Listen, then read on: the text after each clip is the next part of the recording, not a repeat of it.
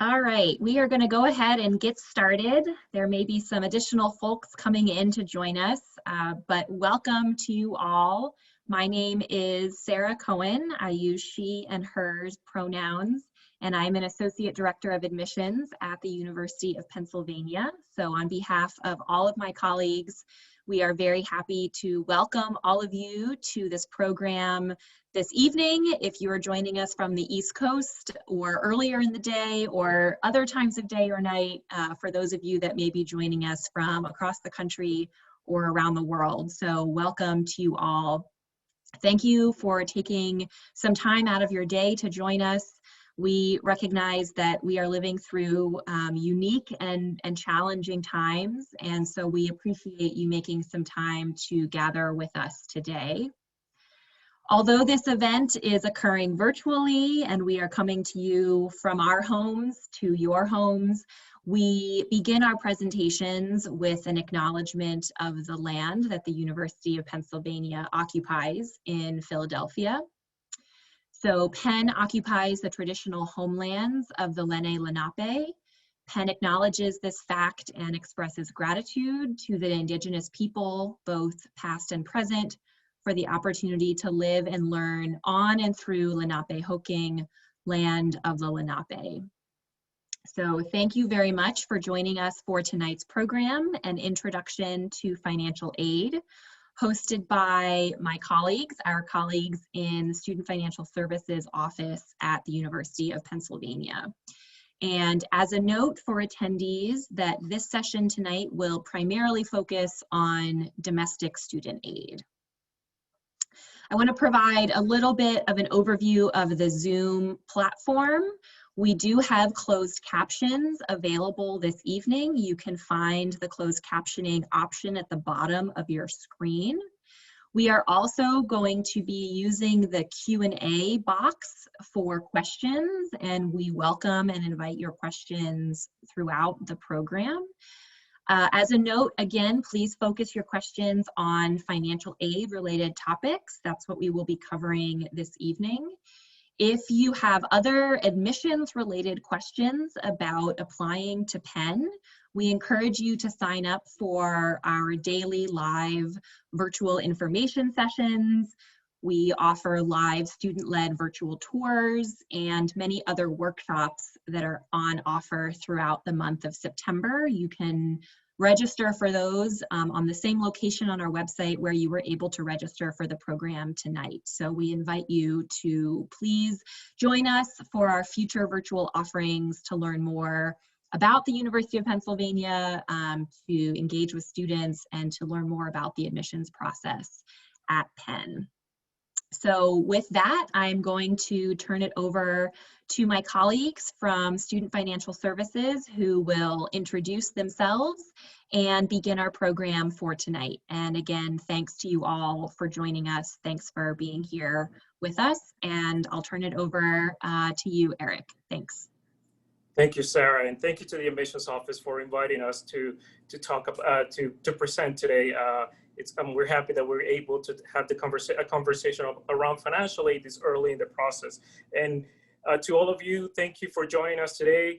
Good evening, good afternoon, good morning, depending on where you're joining us. We're really happy that you're able to be with us today.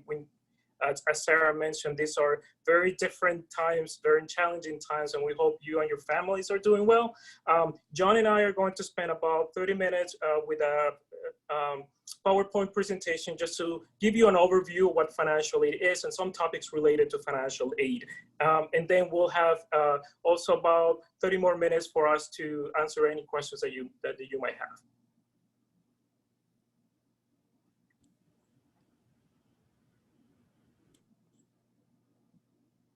And if I didn't mention that earlier, I'm Eric Herrera. I'm the Deputy Director of Student Financial Services. Hi, everyone. My name is John Haggerty. I'm the Associate Director for Undergraduate Financial Aid. And also joining us from our team is Paul Richards. He's the Director of Communications. You might see his name on the Q&A box. He might be answering some of the questions that you have, and some of the other questions we'll be answering later on.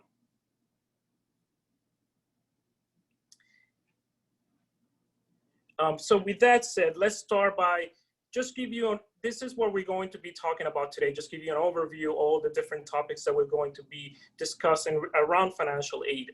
We'll talk about Penn's philosophy on financial aid, how to apply for financial aid. We'll talk about the cost of attendance, how do we determine a student's financial aid need. We'll also talk about estimating your costs. We'll talk about costs associated to international students, and we'll also talk about financial aid programs such as the work-study program and student loans. And we'll end this session talking about outside scholarships and also about what our office is doing to start a conversation about financial wellness with all of our students. So before we get into details on how to apply for aid and how we build financial aid packages, we want to explain a little bit about our philosophy and the philosophy behind Penn's financial aid program. Undergraduate financial aid is one of the highest priorities for the university. Penn is committed to having an economically diverse student body and ensuring that students from all financial backgrounds can access a Penn education. To achieve that, Penn launched a grant-based financial aid program in 2008, committing to meet 100% of every student's financial need with grant funding and also work study. This means that it is possible for you to graduate from Penn without debt, although families will still have the opportunity to borrow loans if they need the funding for other expenses. Penn is the largest university with this type of aid program. Like all Ivy League institutions, Penn awards aid based on need and does not offer any merit or athletic scholarships. To show you what we mean about that, let's give you some average statistics. Families with incomes less than $65,500 and typical assets will receive aid packages that cover tuition, fees, room and board. Families with incomes up to $140,000 and typical assets receive aid packages that cover more than tuition. This also means that, but even for families that have income of over $140,000, you can still receive financial aid funding. And we encourage all families to apply and to go through the financial aid process.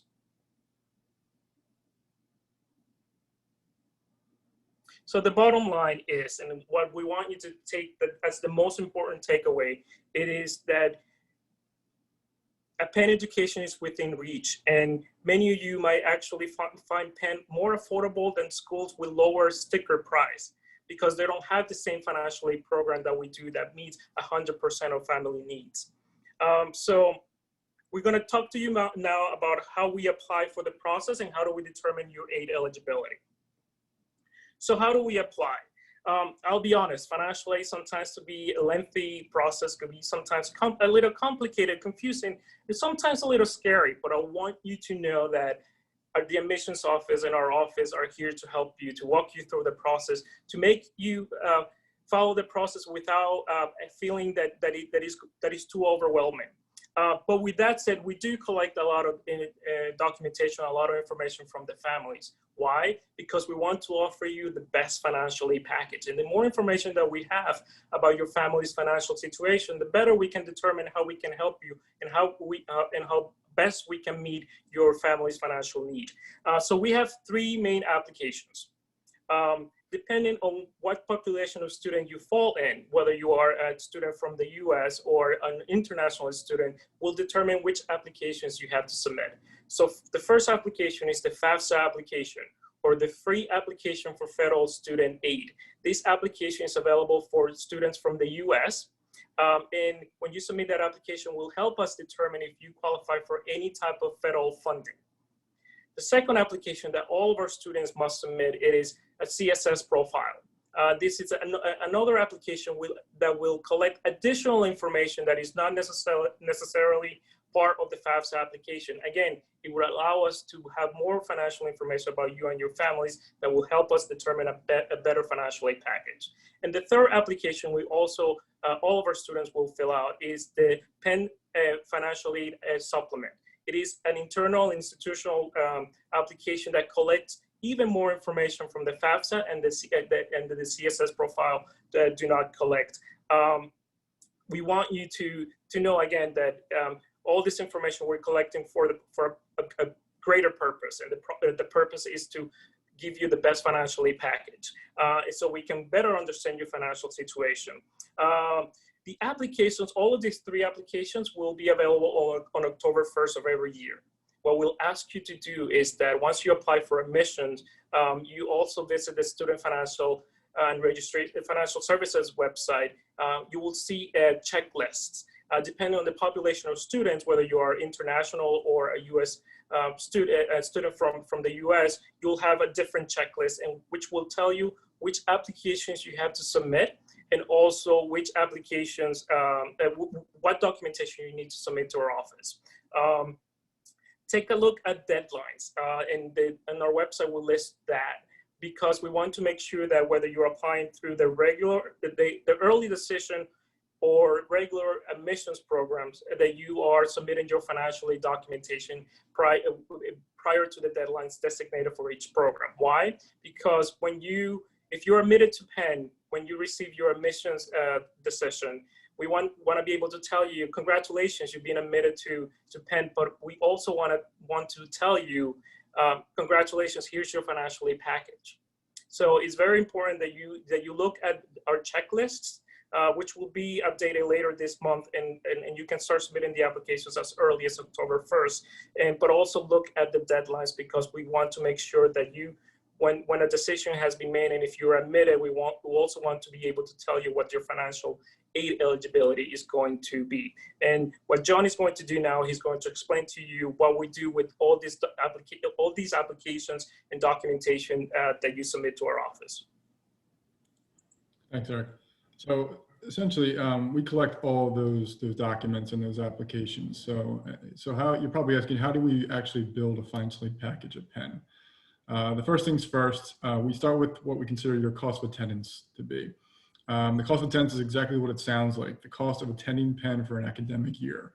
Penn's cost of attendance includes the typical expenses you might expect, like tuition fees, room and board, but we also account for the expenses that we expect you'll incur throughout the year, like textbooks, local transportation around the city of Philadelphia, and personal or miscellaneous expenses. Those things might include toiletries and other miscellaneous items. For students who live beyond Pennsylvania, New York, or New Jersey, we also include a travel component to account for trips home, but you won't see that in this basic example.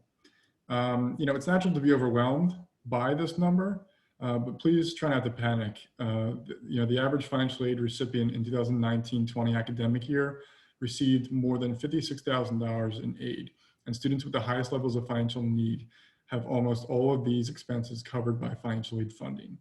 In our next slide, we're going to explain how we build a package.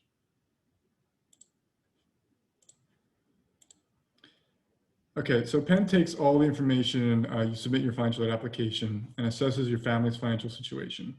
This helps us to determine an expected family contribution, which is the amount of funding we expect your family to contribute towards this cost of attendance in a given academic year. The expected family contribution is made up of 2 components, both a parent contribution and a student contribution. These are exactly what they sound like. The portion of the estimated family contribution we expect to come from your parents, and then the portion we expect to come from you, the student. After determining your expected family contribution, financial aid is a simple mathematical equation. Your cost of attendance minus your expected family contribution is equal to your determined financial need. And we meet 100% of that demonstrated need with grants and work-study funding. It's a family's decision how they will meet this expected family contribution, either go through paying outright out of pocket, budgeting over the year through a payment plan that is available to you, or perhaps even utilizing federal or private loan programs.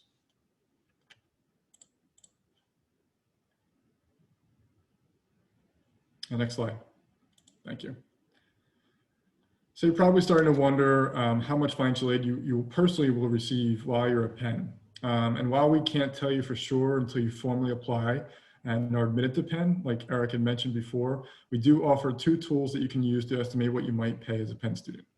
Our first tool is what's called the net price calculator, which asks you to pull together some detailed financial information about your family and then calculates an estimated financial aid package based on our packaging approach. The second tool is called My Intuition, and it provides you with a range of possible financial aid awards based on just a few simple questions. We do want you to note that My Intuition currently is only available for students in the United States. So keep in mind that neither of these are a guarantee of what your financial aid package will be. But at this stage, we hope that it can serve as a helpful tool in making decisions about your college search. Again, it's we do a needs analysis here that helps our Penn students, and we look at very specific things with our needs analysis that may not be captured fully in either of these tools, but we do highlight that it is very useful and close to what we do here in student financial services.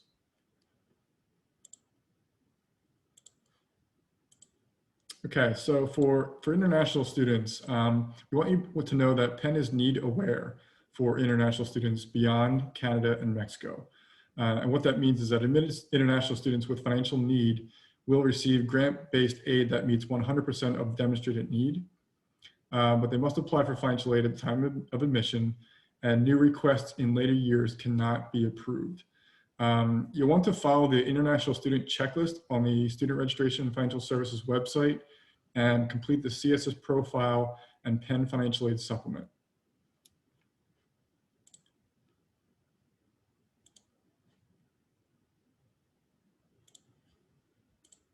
Okay, work study. So earlier we mentioned work study as a major part of a Penn Financial Aid package. Students can use their work study award to earn money throughout the year by finding a job listed in the Student Employment Office. At the beginning of the year, you can search for available jobs and submit applications. Essentially, you're applying for a job, and that's something that you can help to carry through these expenses that you might incur while you're here as a student. Many students find their work study positions to be a truly enriching experience, and some are able to find jobs in their area of interest, including opportunities to conduct research with faculty members. Other jobs might expose you to the inner administrative workings of the higher education institution like Penn, and some jobs are simple and some are complex, but there's a great variety for you to review. Please keep in mind that jobs are not guaranteed, and you're responsible for securing a job, just like you would be otherwise in the working world. This may not happen immediately, and so it's best to factor in what you need to budget for each semester.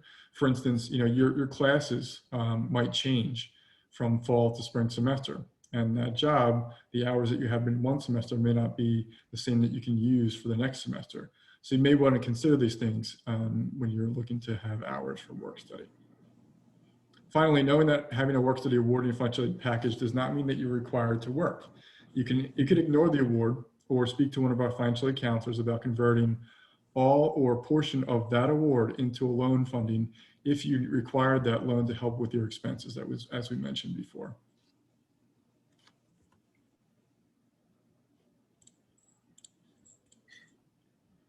So John gave you an overview, a quick overview of how the financial aid process works. We receive all the applications. The school determines what the cost of attendance is going to be.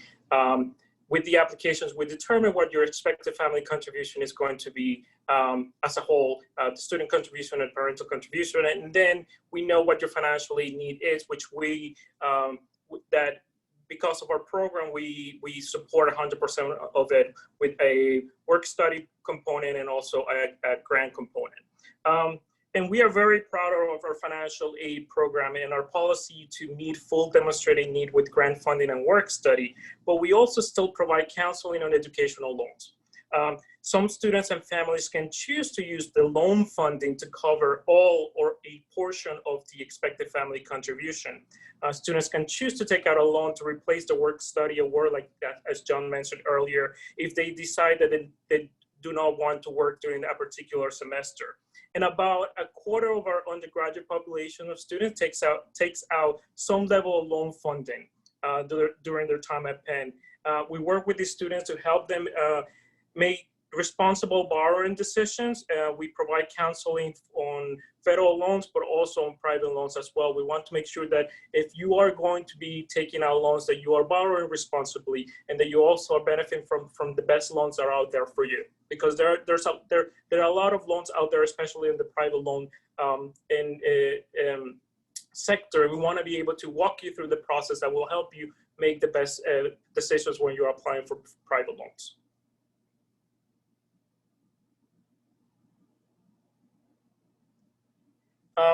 So one of the most common questions that we get is about how Penn applies outside scholarships that you receive. And by outside scholarships, we mean funding that comes from a place other than Penn that is intended to cover your educational costs.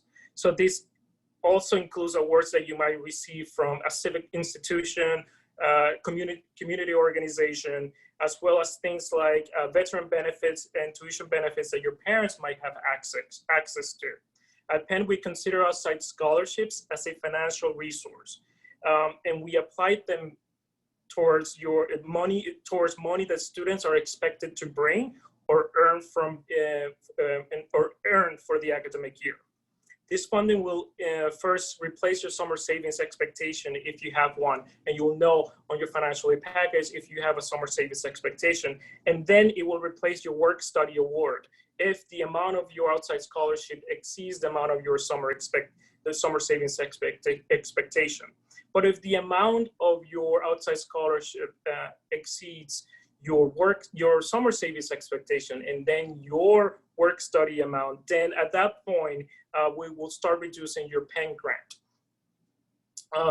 We always ask students to work with the organizations or the institutions that are providing the scholarships to them if they know that their outside scholarship is going to be more than the summer savings expectation and the work study, because you might be able to talk to them and that maybe they can split your scholarship in several years, so that way you can take advantage of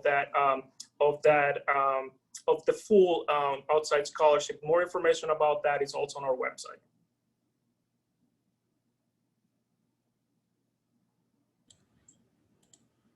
So part of the financial experience is financial wellness. And here are just some financial wellness tips to consider in your college experience. Financial wellness essentially teaches strategies for managing your money and understanding the impact of your everyday behaviors on your financial situation. When you practice financial wellness, it means you're evaluating your priorities and goals and adjusting your actions to ensure that you are in control of your money and not the other way around. Some of the topics that we want students to consider when it comes to financial wellness are budgeting, debt management, banking, and investing. There are a whole host of others as well. And our office will provide different resources so that students can learn more about these topics during their time at Penn. And I'll even encourage you to go and visit our website right now so you can start learning about financial aid, but also learning about financial wellness. We are very excited that we recently launched this program, and the financial aid wellness coordinator that we hired recently. Unfortunately, she couldn't be here with us today, but she's doing a great work because we want students to understand not just about financial aid, but about how finances can affect all areas of their lives now and in the future as well. And with that said, we are going to start answering some questions.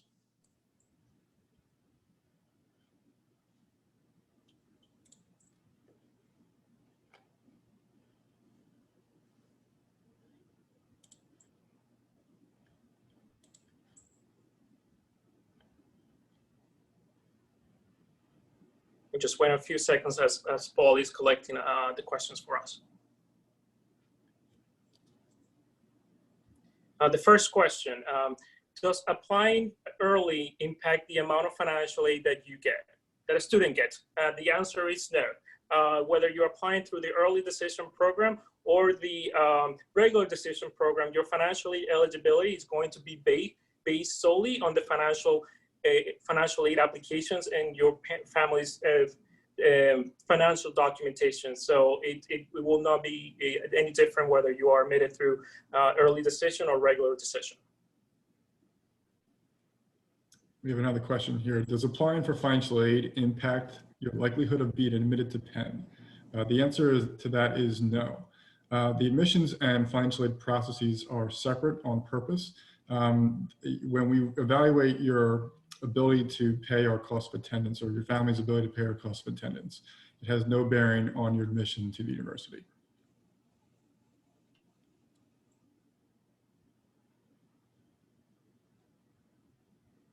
I just want to make a note, though, however, that it would impact the admission for international students, since that is sort of a need-based admissions piece. So that is a difference. So what I said before was solely for domestic applicants.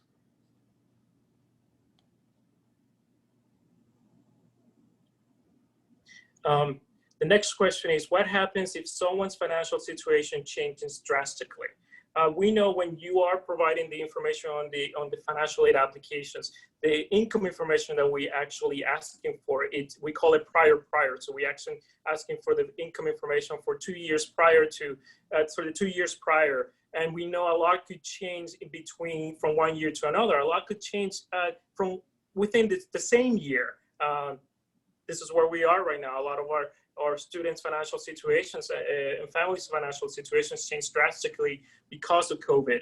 If there is any situation that drastically impacted the family's income, we want to know. What the financial aid office wants to know, because we want to be able to take all of those financial changes into consideration when we are doing our review of your financial aid when we doing the review and determining what your financial aid package is going to look like. Even after you receive your financial aid award letter, anything changed afterwards, you can submit what we call a reevaluation form, which is usually available on our website, and you can submit that to our office with any supporting documentation. And what we do, we take everything into consideration, and we determine if those changes will impact your aid, and you will receive additional grant funding. So next question asks, what do you mean when you say typical assets? Typical assets might include savings for college, things like that. And those are things that we would consider for a family holistically when we do our needs analysis to determine your financial need. Assets that we might consider not to be too typical are if you have a partnership, or if you have some real estate, or if you're involved in sort of like a corporation. Those are types of things that we would not consider to be typical assets and may have an effect on the amount of financial aid we're able to offer. I also would mention too that when completing the net price calculator, we do highlight that those who have assets that are not typical, that it may affect the results, and you would want to be cautious about the results you receive from the net price calculator if you have assets that are not typical.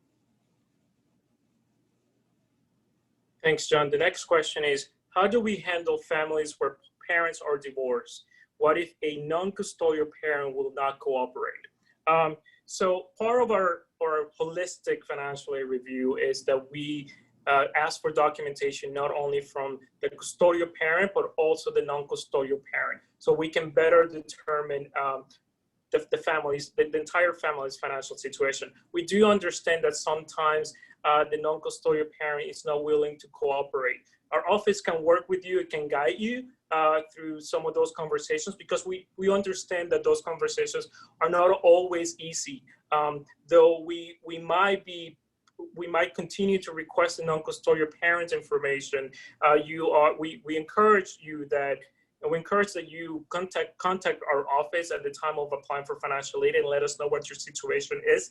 There are times when we are able to waive the non-custodial parent information, but there are some guidelines that we follow as a university. But it does not mean that the conversation ends if your non-custodial parent is not willing to cooperate. We can still talk to you and guide you through that process, because we do understand that it is sometimes a challenging process and a difficult process, but we want to be able to support you throughout the process and let you know how we can help. Thanks, Eric. Next question is, how does Penn use tax returns in assessing need, and what year tax returns do students need to submit? So I'll answer the second question first. The tax return, the year that you need to submit for this coming academic year will be 2019's tax returns. We use tax returns as a means to verify, authenticate, and infer financial need beyond the application materials that Eric had mentioned that you submit along with the tax returns. Those are the CSS profile, the FAFSA, and the Penn financial aid supplement. The tax returns essentially stand to verify all of that information, and we can also gather additional information from your tax returns to help assess your full need, your more holistic need that we see. In the first year, we want to try and get the best picture possible of your family's financial makeup, and we do our best to do that with you. And a tax return will substantially help in our ability to assess your financial need that way. Thanks, John. The next question is, if a student applies early decision and does not believe their financial aid package is sufficient, what options do they have? What we usually do ask students to do is contact our office at that point. At that point, you can reach out to our office and speak to one of our financial aid counselors, because there are situations that I explained earlier, that there is a reevaluation process for families whose income drastically changed, but that reevaluation process might also apply for families who might not necessarily have a drastic drop of income, but they might actually have other expenses, unexpected expenses that the family accrues. And sometimes it's easier just by having a conversation with one of our counselors, because they are trained to ask the right question. They are trained to figure out in what ways we can help you. What are some of the expenses that your family is accruing that you did not report in any of the financial aid applications, and we might actually be able to take some of those expenses into consideration to help with your financial aid package. So my number one suggestion would be, before you even submit a reevaluation form, is to reach out to our office so we can start the conversation. We can guide you through the reevaluation process, and we can even tell you if the reevaluation process might actually make a difference or it might not. If you still want to go through the process, we always encourage families that if there are any drastic changes, but also any other financial expenses, that unusual financial expenses, let us know. Reach out to us so that way we can guide you through what other options you will have. Thanks, Eric. Next question is, what sorts of things would cause a financial aid package to fluctuate from year to year? This is somewhat related to what Eric was just talking about. The sorts of things that we looked at for financial aid package, or that you would expect would fluctuate and cause a difference in financial aid packages from year to year, would be things like income and assets, the sale of a property if you own something that is outside of your primary home. Those are sorts of things that might be a substantial hit to your family, or a substantial change to your family, that might affect the financial aid package. If a parent loses a job, or if a parent were to have a reduced income, for instance, that could cause your package to fluctuate.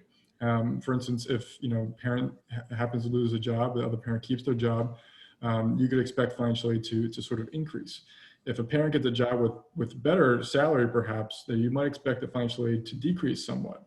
Again, we were looking at what's considered to be prior tax year income. And so, where you were in 2019 may or may not be reflective of where you are now. And so, to what Eric was saying before, particularly in light of the coronavirus pandemic and what families have been experiencing financially, we want to know what's going on with you to best assess your financial need, particularly in your first year. So we can really, again, as I said before, develop a picture of your true financial makeup. We don't know the full financial scale of what the coronavirus is going to produce. So we want to try and meet you as best we can where you are. If 2019's income does not line up with what you're living through right now, and does not continue to line up with where you're living into the future, we certainly want to know that.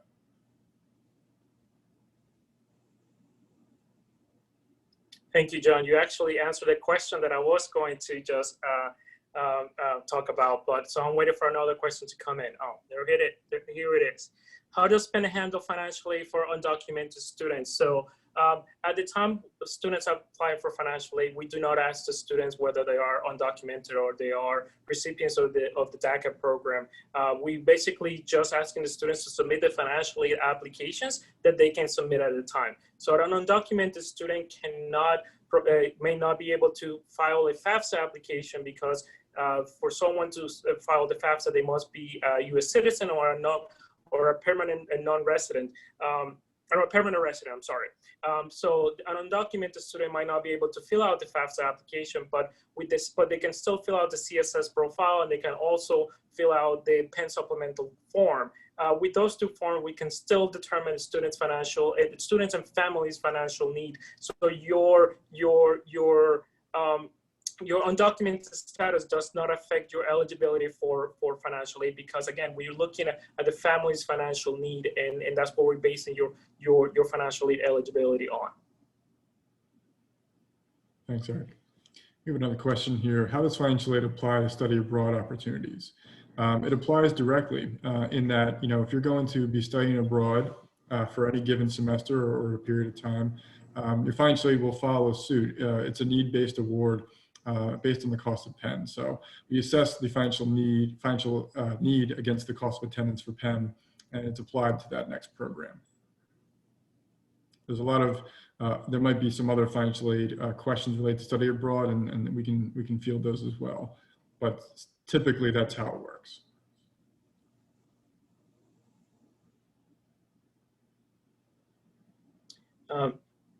The next question is, what is the average size of a work-study award?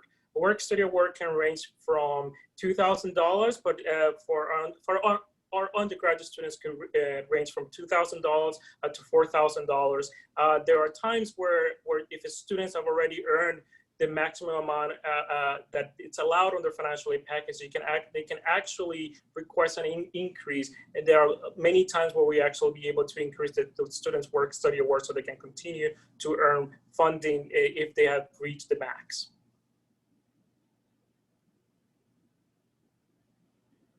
The next question is, how do we assess need when students are reporting information in a foreign currency? Does it need to be converted to US dollars for us to assess? That's a good question. And essentially, if you are completing the CSS profile, essentially that calculation occurs naturally. So we do get that information inherently from the application when you complete it. And again, we will also see it on the tax return that you submit as well, which is why we collect those types of documents. So a lot of the process is somewhat intuitive, and you'll see that as you complete the application. Just be mindful that if it is foreign currency, and how it appears on your tax return is how you want to follow suit in reporting that information on those application pieces. So the next question is, how does financial aid apply to expenses that go beyond tuition and fees? As John explained to you in one of the earlier slides, when we are determining when the university is determining the cost of attendance for a student, we're looking at what we call direct costs, which are tuition and fees, room and board, if your students are living on campus. But we also take into consideration other expenses that we call indirect costs, such as transportation from if you're living off campus, transportation from your off campus house to the university. We also take into consideration books, any personal expenses that you might have. So your financial aid budget reflects all of the educational related expenses or expenses that we know that you're going to incur during that specific academic year. So when you look at your financial aid package, you will see that it not only includes tuition and fees, but also includes all the other expenses that we expect that you are going to have during that specific academic year. And part of our grant funding is it's included so you can receive funding towards those expenses. Thanks, Eric. Next question is, how many hours do students usually work in a work-study job? Eric, you might be more the expert here on this one, but yes. Generally speaking, I think students work the hours that they can in between class and other commitments that they might have at the university. And so you're allotted a certain amount, like as Eric said, between $2,000 to $4,000 perhaps of work study allotment in your financial aid award. And so if you do not exceed that, then you are able to work up to that amount, so long as it fits in with all the other academic and programmatic criteria that you're involved in. I don't know if we have a stat on how many hours students generally work in a given week. Eric, do you happen to know anything like that? So I'll continue to add to what John just mentioned. I would say work study is ultimately favorite financial aid program. I know grant funding is always great because you get funding that you don't have to pay back, but work study gives you more than just funding that you will need to earn to help you pay for any expenses. But it gives you also a lot of great work experience. It connects you with great faculty that could help you get internships or research opportunities. I'll tell you my personal experience. I started working in financial aid as a work study student, as an undergraduate student. 20 years later, I'm still working in financial aid, and it's because of the knowledge that I got in my work study job and the ability to not just only earn money while I go to school, but also making connections and getting experience. The average job, the minimum amount of hours is about 5 hours, and students can work up to 20 hours. And most of our students, depending on the grade level, they work between the 10 to 15 hours. Usually our first year students tend not to work as much. About 44% of our first year students take advantage of the work study program because they all feel like they need to focus on the studies first and then determine if they can, how many hours they can work on a future semester. I'll tell all students, try to take advantage of the work study program as early as possible. You'll see even if you only work in 5 hours, you're getting a lot out of the program. So that's my selling point on the program. It's just one of my favorites, and just because not just the funding that you're getting, but also the experience that you're getting. And you're only required to work at least 5 hours a week. You can work more as you can, as your schedule permits. So the next question is, do you have to apply for financial aid at the same time as applying for admissions? No, you don't. But as I mentioned earlier, you want to go on the financial aid website and look at our deadlines. You want to make sure if you're applying for the early decision admissions program, you want to make sure that you submit all your financial aid applications and all the additional documentation before the deadline. So that way we can let you know when admissions decisions go live, and if you are admitted, we can tell you at the same time that your financial aid, what your financial aid package is. If you submit any documentation, even if it's just one missing documentation after the deadline, you will still get a financial aid package eventually, but it might not be at the same time. And we really want to be able to tell you, congratulations, you're admitted to Penn, but also congratulations, here's your financial aid package at the same time. So just be mindful of those deadlines. They're important. Thanks, Eric. Next question is there funding available for unpaid research/internships? The short answer is yes, but you would have to qualify for that. Essentially, Eric had alluded to this earlier. We have here at Penn what's considered a highly aided program, and initiatives that follow that program. If you are considered to be a highly aided student, you could potentially receive funding for unpaid research and internships over the summer, for instance. Upwards of $4,000. So you could apply for that funding, and if you qualified, you'd have to submit some documentation to show the type of research or internship that you're involved in, whether it's unpaid or underpaid, and we might be able to supply you with support funding for that research or internship program over the summer.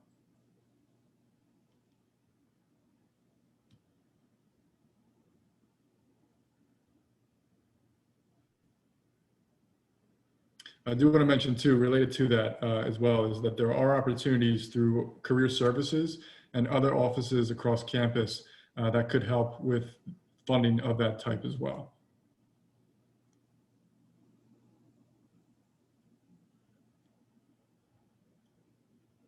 Just waiting for the next question. How are faculty and staff tuition benefits applied?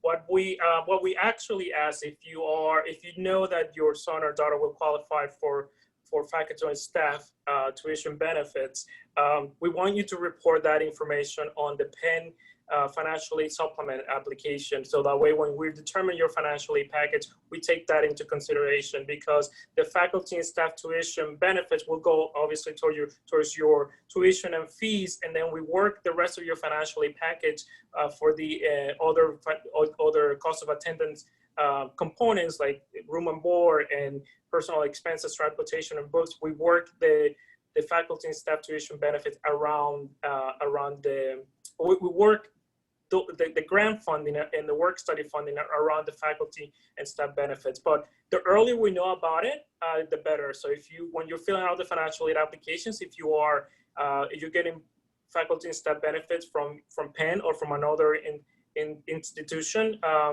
or for another employer, we'll let you know that we'll ask you to provide that information. So when you receive your financial aid package, those benefits are also taken into consideration, because they only go to tuition and fees, obvious reasons, but the rest of the financial aid grant eligibility will go towards other components that you might be eligible for after the expected family contribution is met.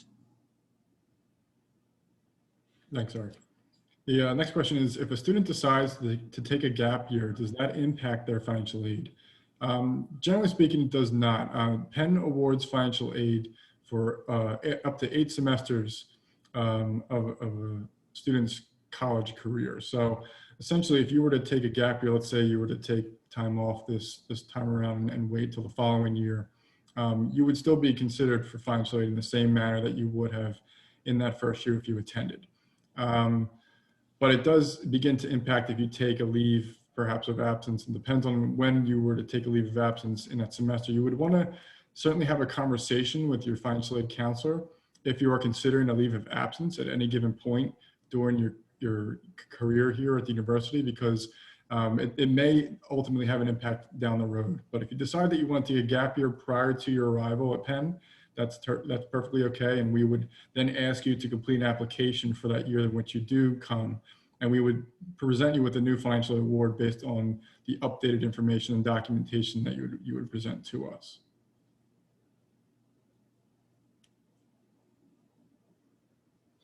The next question is, does Penn provide financial aid for students living off campus? The answer is yes. Just as we built a cost of attendance for those students who are living on campus that include a room and board component, for our off-campus students, we also built a cost of attendance that includes a room and board. It might not be the same as the cost of attendance for a student that's living on campus, but we also create one for this population of students. And what I would ask you to do is to encourage you to go to our website now, so you can see, at least it gives you an idea what the cost of attendance will look like for a student that's living on campus, for a student that's living off campus, and also for a student that's living with parents. We offer three different types of cost of attendance every year, depending on where you are going to be living. Thanks, Eric. The next question is, how does Penn factor retirement assets into aid eligibility?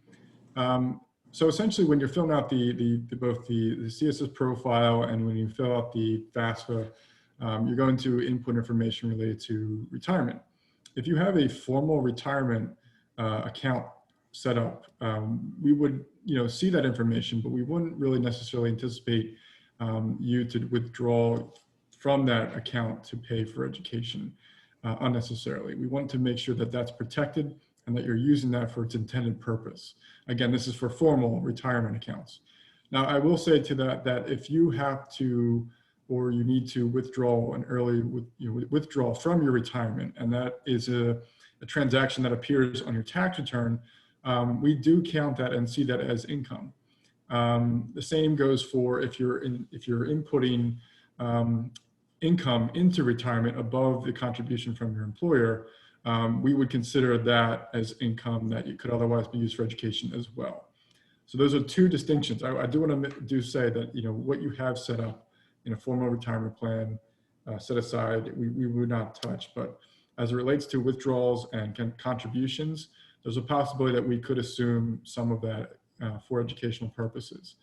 If you're withdrawing from retirement and it's due to something that's maybe somewhat out of your control, or perhaps related to a parent who's out of work, we want you to have a conversation with our counselors about that, to maybe highlight and look at that as a means to protecting that sort of asset in a given year.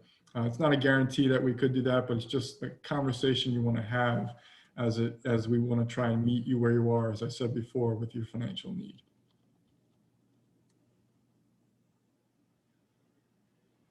Thanks, John. The next question is, how does Penn handle QuestBridge applicants? What we ask is those students who are applying for admission through the QuestBridge and also applying through the QuestBridge program is that you submit all your financial aid documentation on time when your designated deadline is, so we can actually determine if you meet the income eligibility, and that way we can advise the admissions office what your financial, if you meet at least the financial eligibility for the program. Thanks, Eric. The next question is, does Penn help students pay for health insurance? The short answer is yes, we do. Now we have students, let me just explain really quickly how this might work. All students are required to be insured through either the university or through parents' insurance, right? And so what we would ask is that students supply information to show that they already have coverage. And the university will then waive the charge, the default charge for Penn health insurance in order to have that assessed. So we want you to have insurance no matter what. Now, if a student does not otherwise have coverage through their parents or otherwise and cannot provide information, that charge will remain. And then we will assess your financial need to determine coverage for that charge. We have a tiered system that we look at to determine whether you meet qualifications or eligibility to do so. It's not, you know, there's a potential that not 100% of students might receive this coverage, but it is done on an individual basis. And so you would want to, again, submit information to say that you don't have coverage to one of our financial aid counselors. It'll be assessed, and we will take a look to see if we can help you with that coverage as well. Thank you, John. I just want to go back and just make a statement around deadlines. As I mentioned to you, the FAFSA application and CSS profile, you can start submitting those applications as early as October 1st. Same for the Penn application. You'll be able to start submitting that as soon as possible, right after October 1st. All that information about admissions for the upcoming 21-22 academic year will be updated on our current website, the financial aid website, towards the end of this month. So I don't want you to rush and go to there to see what your deadline is, because the deadlines that you're going to see right now are not the ones for your specific academic year that you will be applying. So give us a couple more weeks, and towards the end of September, you'll be able to see when are the different deadlines for the different programs that you're applying for. And just to reiterate, you can still go to our website and start learning more about financial aid. Once you get, and you can even look at the checklist right now just to get an idea what are some of the type of documentation that we are going to be asking of you once you decide to apply for financial aid. But don't start submitting any applications until after October 1st. The next question is, are there any financial aid preferences for children of alumni? I'll be honest with you, your financial aid is basically determined based on what your financial need is. And it's what we use the same approach with all of our student population. So we are a need-based institution, and that's what we determine what the student's financial need is. It's based on.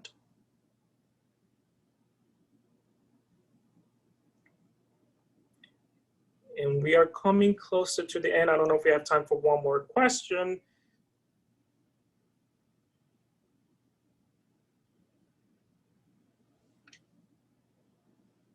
Great, we've been told that we probably is a good time for us to wrap the program.